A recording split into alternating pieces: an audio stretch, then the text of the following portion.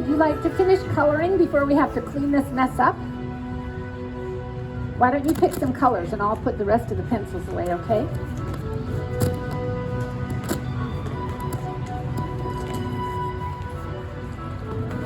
Hey, be careful, boys. There's lots to trip on right now.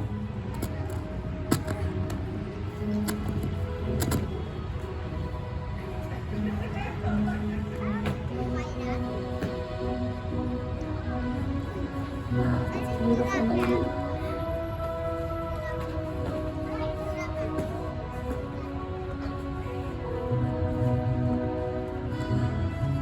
Oh, wow.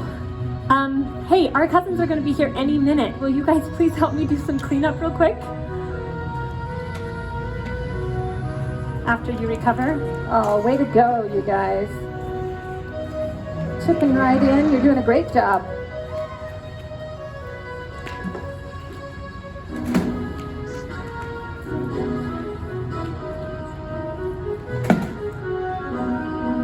What great helpers. Thank you so much.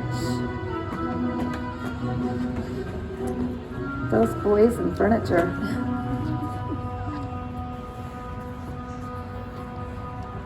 Hey kids, I'm home. Hi, honey. Oh, don't do that to your dad. Oh my goodness. Well, at least I get one sweet greeting. Oh, man. How was your day? You wanted to die? Oh, that makes more sense. We learned about him in this book. Let's see. Amen.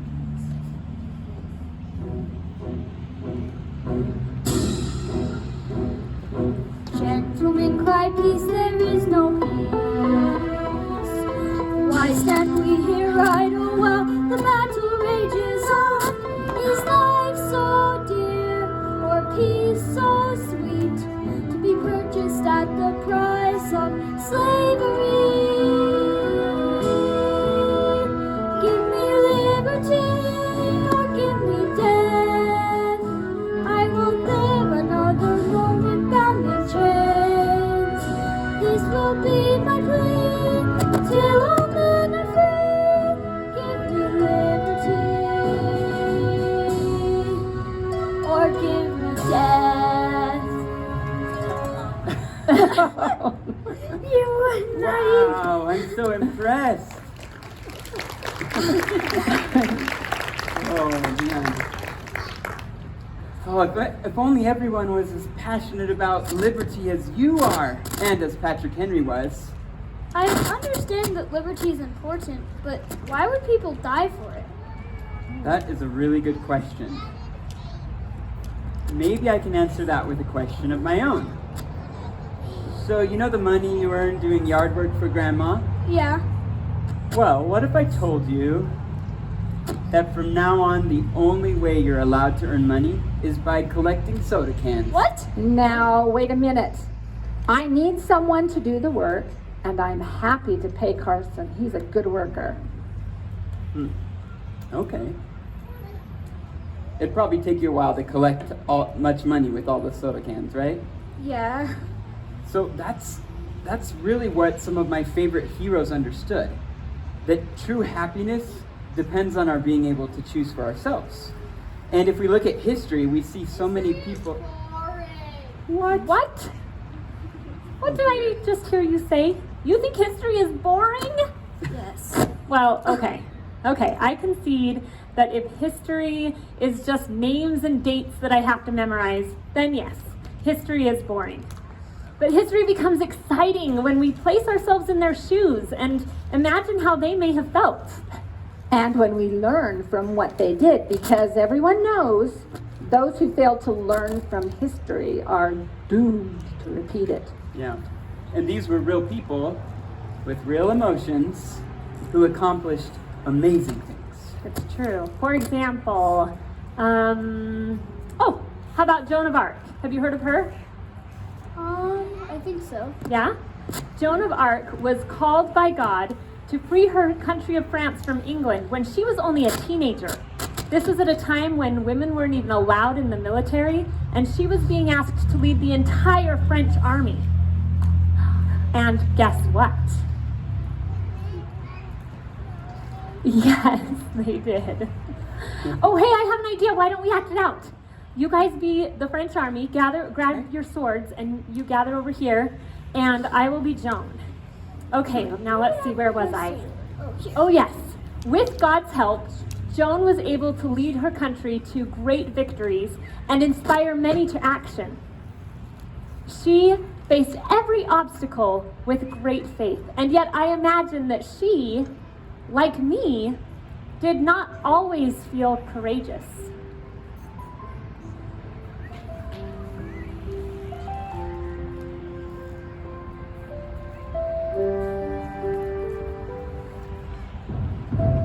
I'm just a girl, barely old enough to leave my family, yet I know you've chosen me.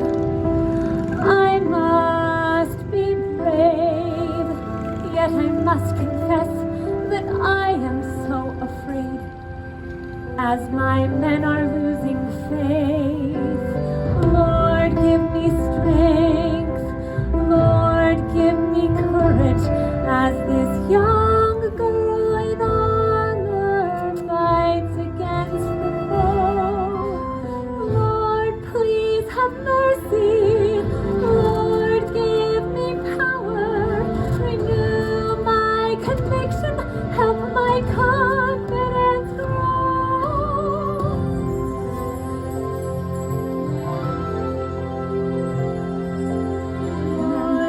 I'm tired and discouraged, wondering what's been fighting. Young girl in armor fights against the foe. Lord, please have mercy. Lord, give us power. Renew our conviction. Help our confidence grow.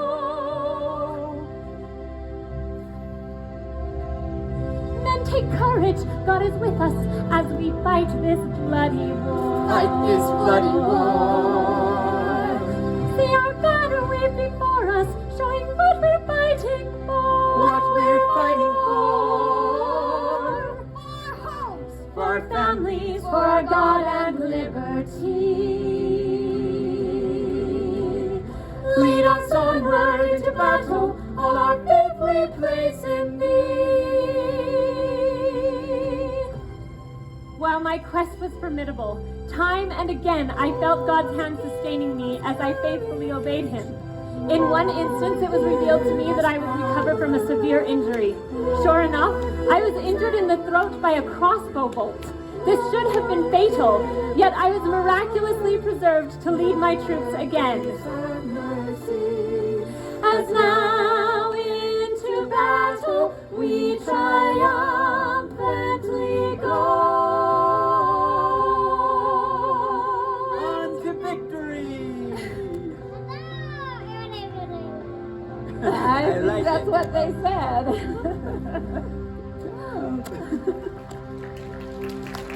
Thank you. So, what happened to Joan? Oh, sadly, she did not live to see the end of the war. She was captured and convicted of heresy, which means disagreeing with the official church doctrine. You see, at that time in England, everyone was required to be a member of the same church, and they were expected to accept and follow everything that their church leaders told them. The church leaders did not approve of Joan's testimony that angels spoke to her. Because of that, they tricked her into confessing that she had lied, and they sentenced her to death by fire. But another thing I really love about Joan is that she never wavered in her devotion to God. Oh, hey, that must be them. Yay! Are we ready? Guys, you guys hey. did it. Oh, Good to see you. Been a bit. Yeah. Hey, what's going on, man? Good to see you. Hey, you just missed Mom telling us about Joan of Arc. Really? What did you learn about her? She was shot in the neck by an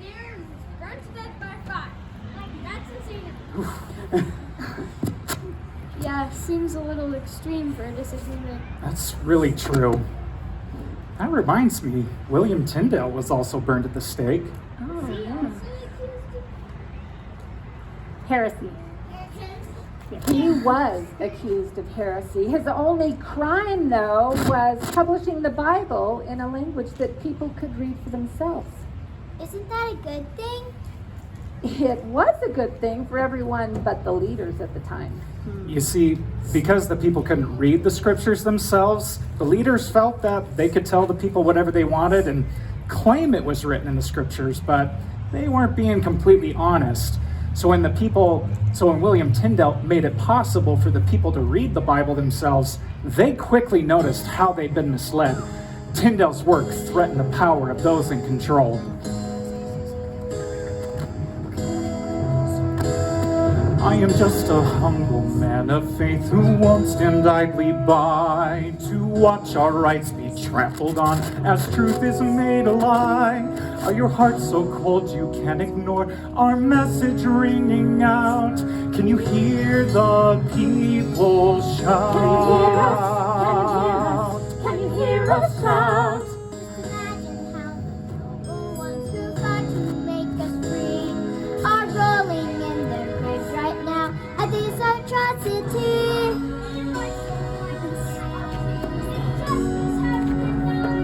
When it's clear as noonday sun, think of all the martyrs of the past, crying out for justice from the grave. When the judgment day is come at last, will you hear them say, you have fallen for the lie that silence is a neutral stance. Better throw away your muzzle and confess your ignorance. Will you stand with us or will you choose the path of apathy? Will you join our heartfelt plea? Join with all the martyrs of the past, crying out for justice from the grave. Now the judgment day has come at last. Are you in our way? Can you hear us? Can you hear us? Can you hear us shout? Can you hear us? Can you hear us? Can you hear us shout?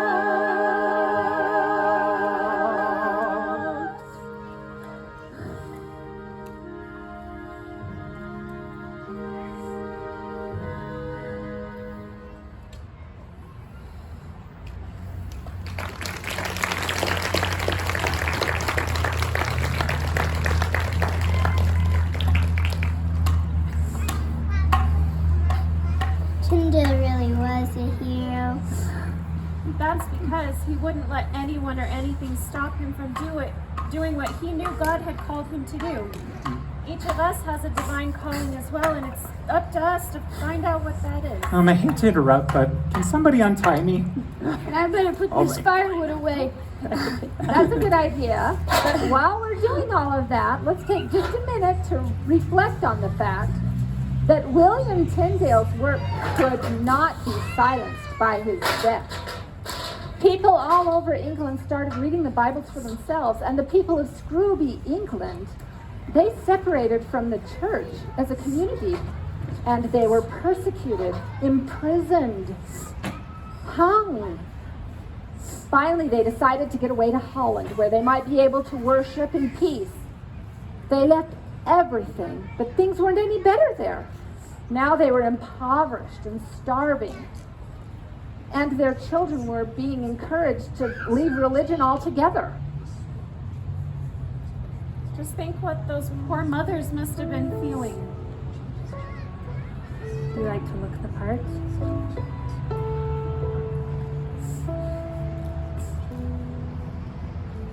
What must I give to have my freedom? What is the price that I must pay? All that I own, what must I lose? What will it must I give to worship freely? What is religion without faith? In all their rules I could not find heaven's embrace. We sold everything we had for our escape, hoping for a better life across the sea. Now we're left with broken dreams of a brighter day, but dreams won't feed our children.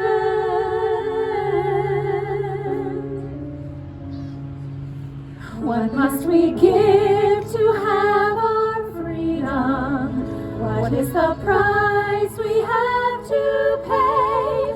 When will God hear? When will He lead us to a place of our own?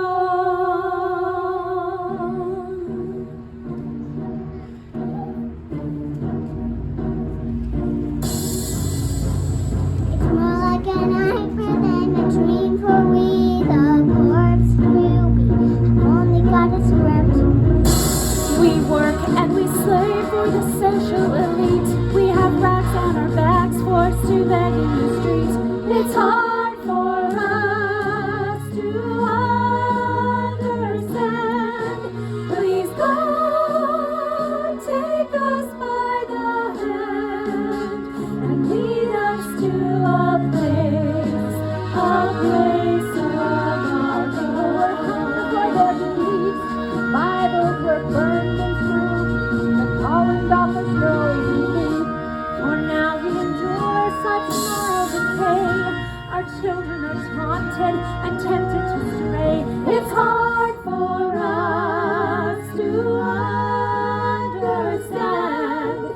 Please God, take us by the hand and lead us to a place where we can be free.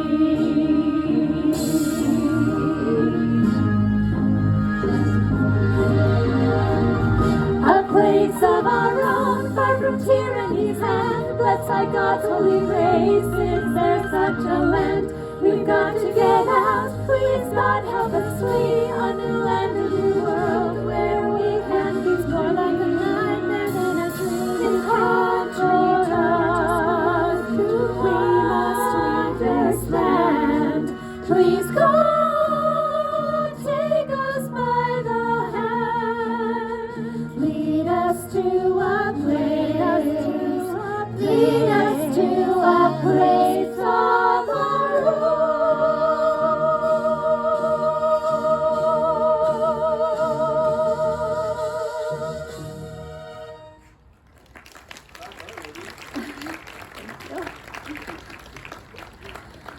So I mentioned things didn't turn out all that well in Holland either. So once again, the Scrooby separatists left their homes.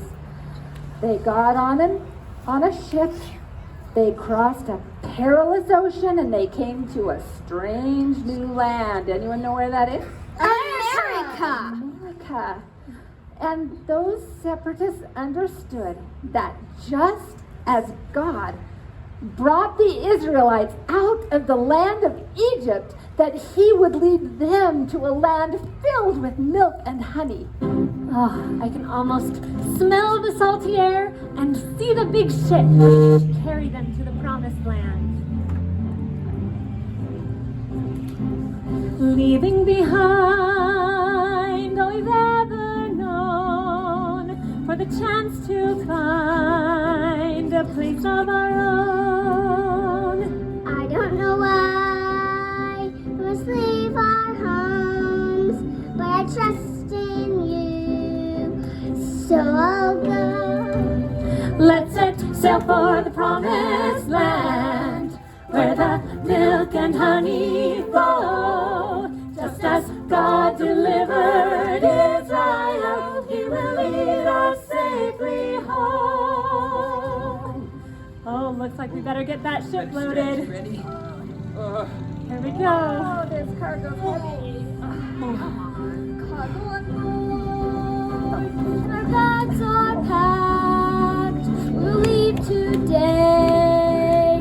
No looking back. On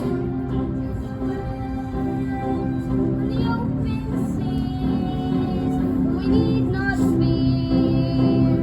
Only believe. Let's set sail for the promised land, where the milk and honey flow. Just as God delivered Israel, He will lead us safely home. Oh, wow. Look at that sail. I'm feeling good about this trip. We've set our course, are the sails unfurled? Aye, aye, Captain. May the good winds lead to a bright new world. Woo! Here we go. I'm ready for a ship ride. It's been a while since we've done this. Yeah. How about some sugar right here? Anchors away. We are bound for the promised land, where the milk and honey flow, just as God delivered Israel. He will lead us safely home.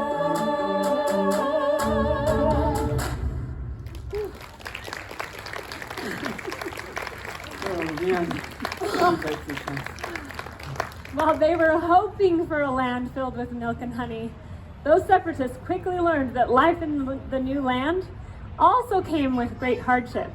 In the first place, they weren't used to this new climate, so they didn't know how to grow crops. The people who already lived here weren't too thrilled that they'd come, and they were exposed to brand new diseases. In fact, we have ancestors that sailed on the Mayflower, the Fullers. And Edward and his wife died that first winter. Oh, Their little son Samuel, that we descend from, he had to be raised by his Uncle Sam. yes, it was really tragic. Only half of the separatists survived, but they knew they were called of God. They persevered, and eventually those American colonies became more prosperous than those first separatists could have dreamed. Oh, in fact, they became a little too prosperous in the eyes of the king because he started feeling like they ought to be taxed to help pay for the French and Indian War. Well, that seems reasonable. I mean, the king was protecting the colonists, right? That's true, but the colonists had no say in the amount of the tax, how it would be collected, or how the debts would be paid.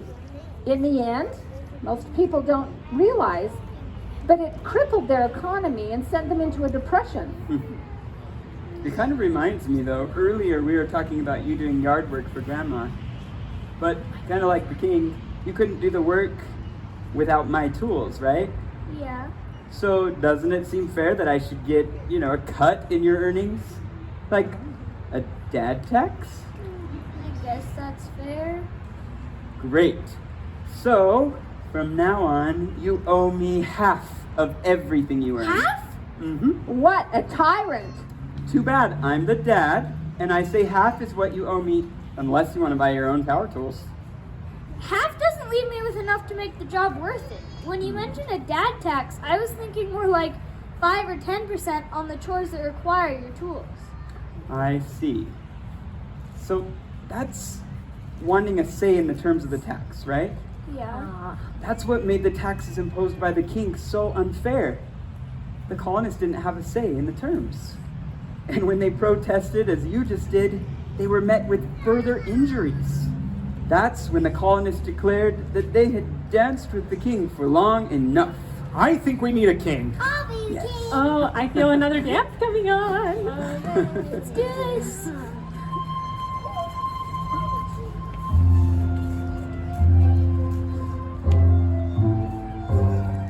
You take away our rights, you trample on our freedoms, your laws have become unbearable. Why all these usurpations, your majesty? You take us overseas, deprive us of a jury, and try us for pretended offenses.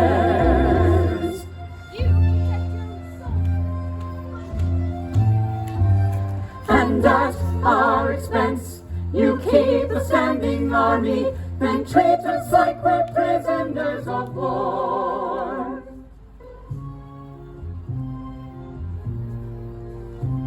You cut off our trade, you plunder our seas, you ravage all our coasts and burn our towns. I am the king, and you are all my subjects. Say yes to my every command. It's no, your majesty, it's war, your majesty, a revolution, your majesty. For you are guilty of tyranny, tyranny. Our dance with you is through.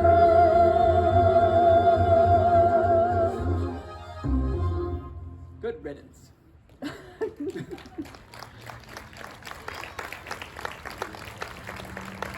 Those words came from the Declaration of Independence. That's right. The brave men who sent this document to King George recognized they were risking everything. When they signed, they pledged their lives, fortunes, and sacred honor. Sign by all your hopes in life, as husbands and as fathers, as men, with our names to the parchment. Sign by all your hopes in death, and even if the gibbet's rope surround your neck, sign and die without regret. Sign, it may take all you've got, your treasure and your blood may be the price to pay. Sign, not only for yourselves, this parchment will become the textbook of all freedom.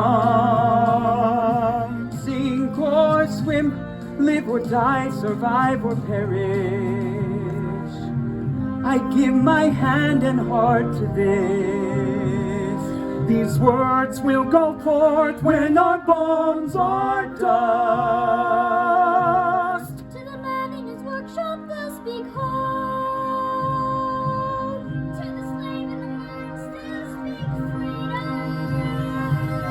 But to coward rulers, they'll speak words of warning they cannot ignore.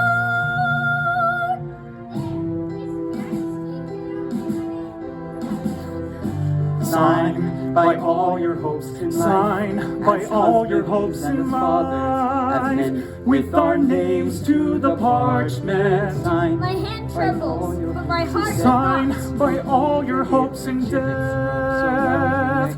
Sink or swim, live or die, survive or perish.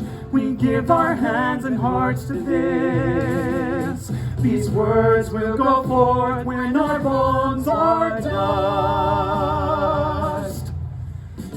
We hold these truths to be self-evident, that all men are created equal, that they are endowed by their Creator with certain unalienable rights, that among these are life, liberty, and the pursuit of happiness. Sign by all your hopes in life, as husbands and as fathers, as men, with our names to the parchment. Sign.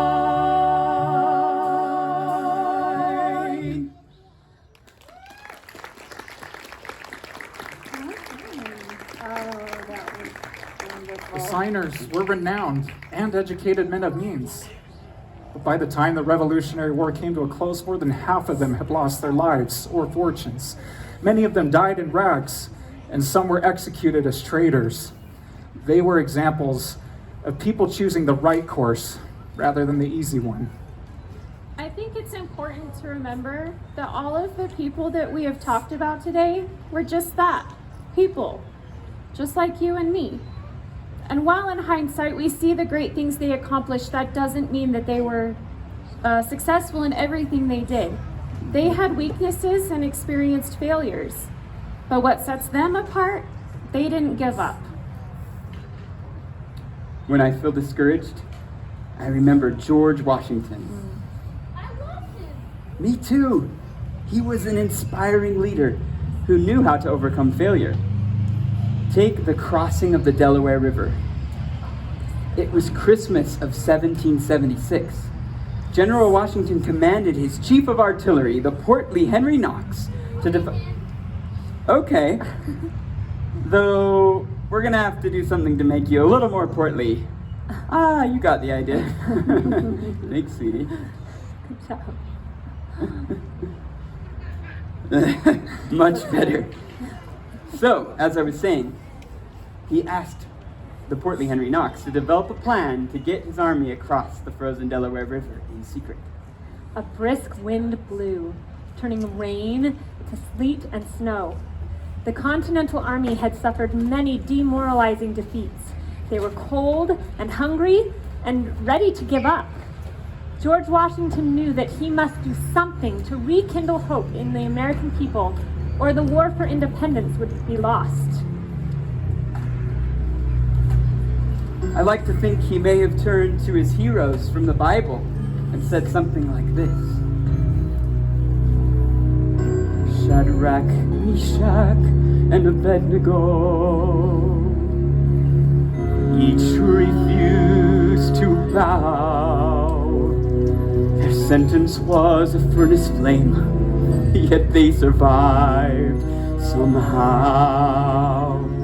Believing God could save them, not knowing if he would, they trusted if they lived or died, their sacrifice was good.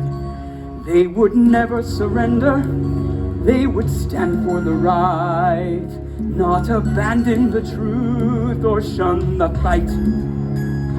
And with God as their witness, they faced the flames, and we all recall their names.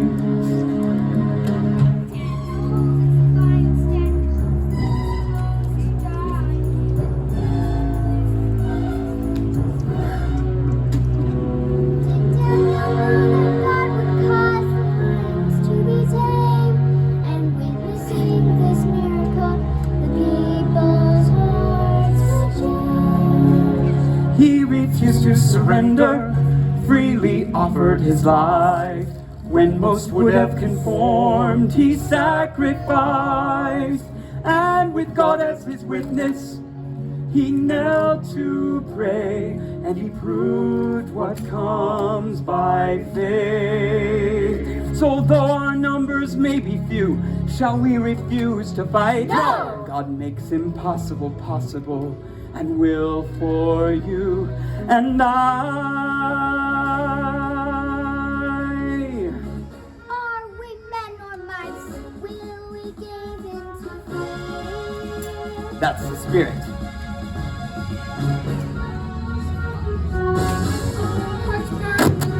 Desire. Well said, young man. We will face our foes, look them straight in the eye. Men, tyranny is not easily conquered, yet the harder the conflict, the more glorious the triumph. We will never surrender. So though our numbers may be few, We will stand for the right. shall we refuse to fight for truth and light?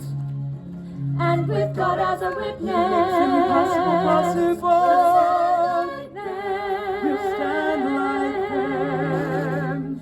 into lion's dens. We will never surrender. Into fiery flames. We will prove what comes by faith.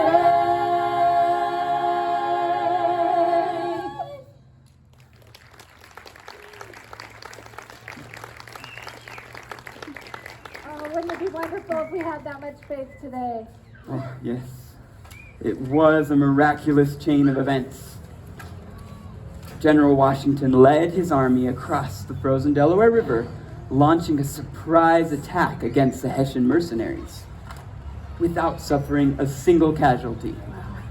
They took many needed supplies and gathered many prisoners. It really was an amazing experience. The victory at Trenton was the boost in morale the American people needed to continue the war for independence. Many soldiers re-enlisted, and the French were encouraged to offer their support. Were there any girl heroes in the war? Of course, I love the story of Molly Pitcher. She cared for 6 soldiers and took water to troops on the battlefield. She also fired the cannon where her husband was wounded. Or how about Lydia Darrett? She secretly listened in on a meeting of British soldiers, and after she learned of their plans to attack, she walked 25 miles in a single day to tell General Washington. Somewhere around here, I have the story of, oh, here it is, Emily Geiger. She used her horseback riding skills to help with the war. I love the story of Emily. Do you mind if I tell this one? Not at all. Okay, we need an Emily. Can you find a horse? And we need a general. Are you general? You sure are. Every general needs a general's hat. There we There you go. are, sir. General Greene was the commander of the American forces in the area. He needed to get a message to General Sumter desperately because they needed reinforcements. None of the men in the area dared take the risk. And then came Emily Geiger.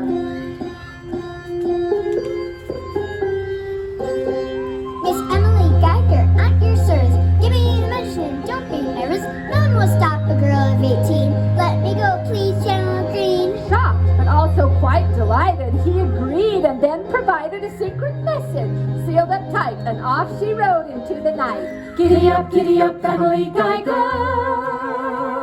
Sneak through the trees like a stealthy tiger. Don't get caught by a Tory fighter. You've got a message to convey. Giddy up, giddy up, giddy up. Giddy up, giddy up, giddy up. Giddy, giddy, giddy, giddy, giddy up. If you're caught, you'll surely pay. You there, halt! What are you doing in these woods alone? I'm going to visit my uncle, sir. A likely tale, just look at her. She's blushing. Call that woman in the house nearby. She'll search you well, from head to toe. If nothing's found, we'll let you go.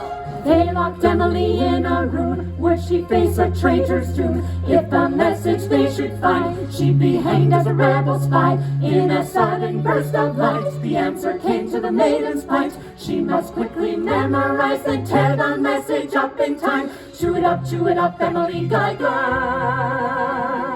Swallow those words like a hungry tiger. Courage strong, you freedom fighter.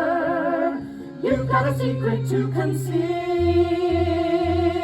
Chew it up, chew it up, chew it up, chew it up. Chew it up, chew it up, chew it up, chew it up. Chew, chew, chew, chew, chew it up. Swallow. Quick to swallow, the search that followed led the Tory men to say, Please let us help you. On your way. Emily on her horse again made her way to Sumter's men. She remembered what to say. Emily Geiger saved the day. Giddy up, Emily Geiger. Race through the trees like a jungle tiger. Wait. I really hate to put a fly in the ointment, but this book says her name was pronounced Giger, not Geiger. What? Wait. I know it's Geiger, but look. No way. No. No way. No. Fix it, right? I don't know. There have to be some other words for Giger. Okay, Google, what rhymes with Giger? Meager? Oh, that's a meager choice. Where did you catch this? I've got it! Giddy up, Emily Giger. Filled with courage, always eager. Trusting God to bless and keep her. She had a message to convey. Giddy up, giddy up, giddy up. Giddy up, giddy up, giddy up. Giddy, giddy, giddy, giddy, giddy up. Emily Geiger, either, either. Save the day.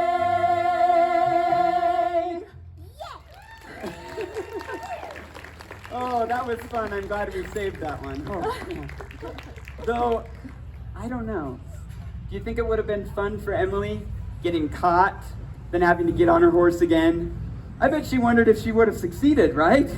Yeah, the entire revolution was a long shot. In the first place, they had to win an impossible war, and then they had to lay the foundation of a brand new form of government. I would imagine that the worries and doubts that almost everyone felt were summed up well actually by Benjamin Franklin. Do you remember learning about him? Yeah. Yeah? The guy who's like, "God, Yes. Yeah, Ish. flying a kite in a thunderstorm. Why don't you be Benjamin Franklin? He was an amazing inventor and scientist and diplomat. He was instrumental in the signing of the Declaration of Independence, which we already talked about, and in the United States Constitution. And it was at the Constitutional Convention that he often pondered the symbolism of the sun carved on the back of George Washington's chair. With so many differing viewpoints, he wondered if the states could ever be united. We can relate to that, right? We have a relatively small family, and sometimes we can't even decide on what to have for dinner. This one's got to have macaroni and cheese, this one is spaghetti, that one wants hot dogs. And I confess, I'm a mood eater. Yeah, you are. I that still makes wanted sense. Alfredo. These were virtuous men, and though their opinions were varied, they were united in their devotion to God and to their purpose in creating a government that would secure the blessings of liberty for all people. I believe that was enough to invoke God's divine aid. Is this a rising sun or setting one? I've often wondered as I looked upon that chair, but now it's clear to me, after all we've done, that this moment is a rising sun. Is this the dawning of a new day, when all the shackles of our past are turned to dust, or as a quickly fleeting vision? Is this the sunset before the dusk? Truly, God has worked a miracle among us. Without him, such headstrong men could not agree. That's right. As the carver holds the answer to this question, God alone knows what our destiny will be. This is a witness to all ages that God has heard their desperate prayers. This day will stand in history's pages, proving God that we were there. This is the birth of a new nation, which God has destined to be free. He has provided this foundation to secure our liberty. Is this a rising sun or setting one? God only knows.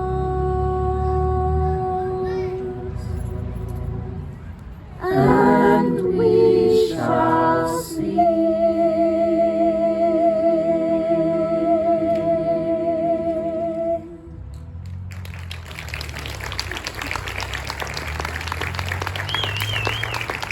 So, do you still think history is boring? No way!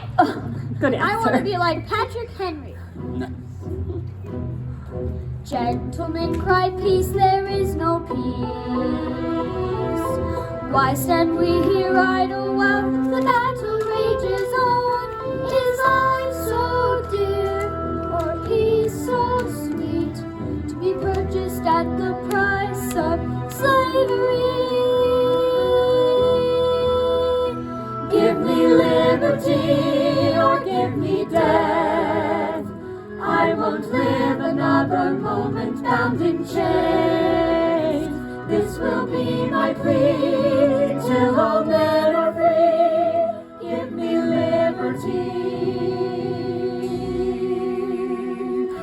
Tell us, sir, that we are weak and cannot beat this foe. But we need not be stronger, for we shall not fight alone. For our God is just, and will raise up men who will join us in this holy cause. For our homes, for our families, for our God and liberty. We'll never surrender, we will stand for the right. Sink or swim, live or die, survive or perish. These words will go forth when our bonds are done. Give me liberty or give me death. We won't live another moment bound in chains. Let your voices ring till all people sing. Give me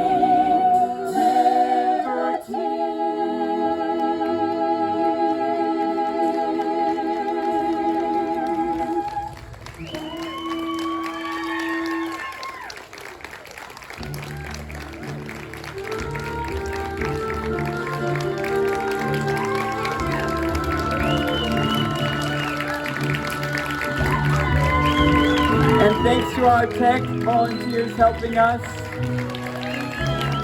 It's a lot to manage. Thank you. Thank you for coming. We hope you enjoyed it. Thank you for supporting the cause of liberty in your lives.